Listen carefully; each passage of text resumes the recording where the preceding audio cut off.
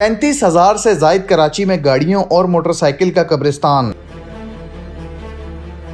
इस जगह पर इतनी मोटरसाइकिलें और गाड़ियां क्यों खड़ी हैं, इनके मालिकान कौन हैं, ये सब जानिए इस वीडियो में। अस्सलाम वालेकुम नाज़रीन, आप देख रहे हैं उर्दू पॉइंट और मैं हूं शान चौधरी। आज आपको दिखाता हूं कराची का एक ऐसा कब्रिस्तान जो इंसानों का नहीं बल्कि गाड़ियों का कब्रिस्तान है। यहाँ पर हज़ारों की तादाद में मोटरसाइकिल्स और बड़ी गाड़ियाँ इस गाड़ियों के कब्रिस्तान में लाई गई हैं और आप देखें कि सिर्फ ढांचे पड़े हुए हैं गाड़ियों के, यानी कि इनकी पहचान करना गाड़ियों की कि इन गाड़ी का मालिक कौन है या कौन सी गाड़ी किसकी है वो मुश्किल ही नहीं बल्कि नामुमकिन है। ये एक ऐसा कब्रिस्तान है जिसमें कराची भर की गाड़ियां और मोटर बाइक्स लाई जाती हैं। जो कराची भर के थानों में मोटरसाइकिल्स और बड़ी गाड़ियां किसी केस में या चोरी होकर रिकवर होती हैं तो वो 6-6 महीने 1-1 साल जो है वो कराची के थानों में खड़ी रहती हैं। हालांकि इस जगह पर जो गाड़ियों का कब्रिस्तान है इसे कहते हैं सेंट्रल व्हीकल पूल नज़ारत। यहाँ पर पाबंद है पुलिस का थाना, पुलिस स्टेशन कोई भी पाबंद है कि वहाँ पर 24 घंटे से ज़्यादा कोई भी गाड़ी नहीं रखी जाएगी और वो यहाँ पर सेंट्रल व्हीकल पूल नज़ारत में लाकर जमा करवा दी जाएगी। यानी कि इस गाड़ी के कब्रिस्तान के अंदर पूरे कराची भर के जो थानों में गाड़ियाँ हैं, चाहे वो किसी केस के अंदर हैं या वो चोरी हुई हैं या उनके साथ कोई भी इशू है, कानूनी एतबार से थाना पाबंद है 24 घंटे के अंदर इस गाड़ियों के कब्रिस्तान में गाड़ी जमा कराने का। लेकिन आप देखते हैं कि थानों के अंदर भी 6-6 महीने 1-1 साल बल्कि 2-2 साल जो है वह पुलिस स्टेशन के अंदर गाड़ियां जो है वो गल सड़ रही होती हैं, यहाँ पर नहीं लाई जाती क्योंकि ये कब्रिस्तान है। यहाँ पर एक दफ़ा अगर गाड़ी आ गई तो फिर वापस नहीं जा सकती क्योंकि यहाँ पर गाड़ियों के सिर्फ ढांचे रह जाते हैं, जिसके बाद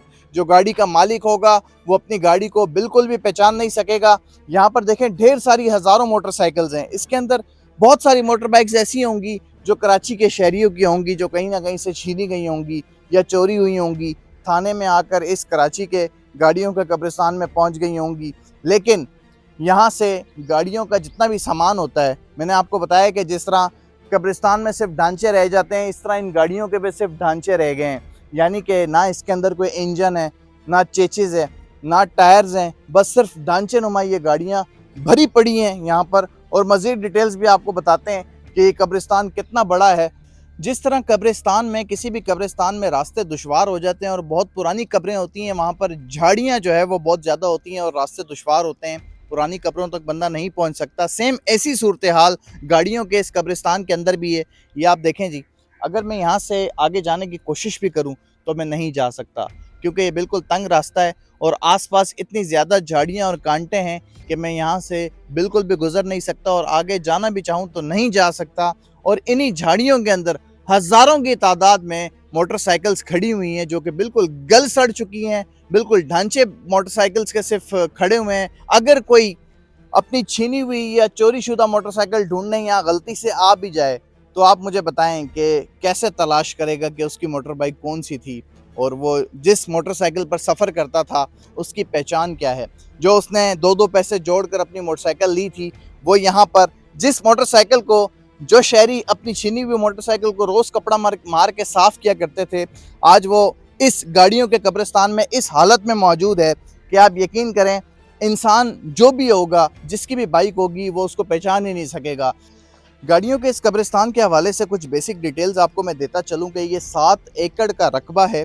1992 के बाद से यहाँ पर अब तक 35,000 गाड़ियाँ लाई जा चुकी हैं और जिस तरह किसी भी कब्रिस्तान में जगह कम पड़ जाती है, इस 7 एकड़ के रकबे में हर तरफ गाड़ियाँ ही गाड़ियाँ और झाड़ियाँ ही झाड़ियाँ हैं। झाड़ियों के अंदर तक गाड़ियाँ रखी हुई हैं और झाड़ियों के अंदर जाना मुश्किल ही नहीं, नामुमकिन भी है क्योंकि हमने सुनने में आया कि यहाँ पर सांप भी हैं और दूसरी भी ऐसी नुकसान पहुँचाने वाली चीज़ें हैं, इसलिए हम इन दुश्वार रास्तों पे ज़्यादा अंदर तक नहीं गए। जिस तरह कब्रिस्तान में जगह कम पड़ जाती है ना, आजकल हमने देखा है कि एक कब्र के ऊपर दूसरी कब्र और फिर उसके ऊपर तीसरी कब्र बना दी जाती है। तो आप देखें यहाँ पर इस गाड़ियों के कब्रिस्तान में भी इसी तरह एक मोटरसाइकिल के ऊपर दूसरी बाइक के ऊपर तीसरी और तीसरी बाइक के ऊपर चौथी रखी गई है क्योंकि यहाँ पर जगह जो है वो ख़त्म हो चुकी है। 2019 में एक ऑक्शन हुआ था यहाँ पर, उसके बाद से दूसरा ऑक्शन होने की तैयारी की जा रही है। लेकिन आप मुझे बताएं ना, यहाँ पर कौन अपनी गाड़ी ढूंढने और लेने आएगा कि यहाँ पर तो बिल्कुल ही नहीं पता चल पा रहा कि कौन सी गाड़ी किसकी मलकियत है और कौन सी गाड़ी किसको मिल सकती है। अगर मेरी कोई गाड़ी चोरी हुई होती और मैं तमाम तर कोशिश के बावजूद यहाँ आकर ढूंढता और सुबह शाम एक कर देता और 1 महीना भी यहाँ अपनी बाइक ढूंढता रहता, तो मेरा नहीं ख्याल कि मुझे यहाँ से मेरी बाइक या गाड़ी मिल पाती। अभी की इतलात के मुताबिक जो इस वक्त इस 7 एकड़ का जो रकबा है सेंट्रल व्हीकल पूल नज़ारत में, अब तक 18,000 के करीब मोटर बाइक्स जो है वो लाई जा चुकी हैं और यहाँ पर खड़ी हुई हैं, और 1500 से 2000 के करीब बसेस, वैगन, सुजुकी और कार्स वगैरह शामिल हैं जो यहाँ पर लाई गई हैं। अच्छा, एक छोटी सी डिटेल आपको और दे दूँ कि अगर आपका केस थाने में चल रहा है और आपकी गाड़ी थाने में जमा है, तो एक सेक्शन होती है 516 या गालिबन 517, इसके ज़रिए आप अपनी गाड़ी जो है रिलीज़ करवा सकते हैं और केस चलने के दौरान ही जो है आप अपनी गाड़ी अपनी मलकियत में वापस ले सकते हैं। लेकिन बहुत सारे लोग ऐसा नहीं करते, वो गाड़ी अपनी वापस नहीं लेते, पहले 6-8 महीने साल वो थाने में रुलती रहती हैं, फिर उसके बाद जैसे ही वो इन गाड़ियों के कब्रिस्तान में पहुँचती है, फिर तो सवाल ही पैदा नहीं होता कि आपको आपकी गाड़ी वापस मिल जाए या आप अपनी गाड़ी पहचान लें। बहुत बड़ा ये रकबा है 7 एकड़ का, और चारों तरफ आप हमारे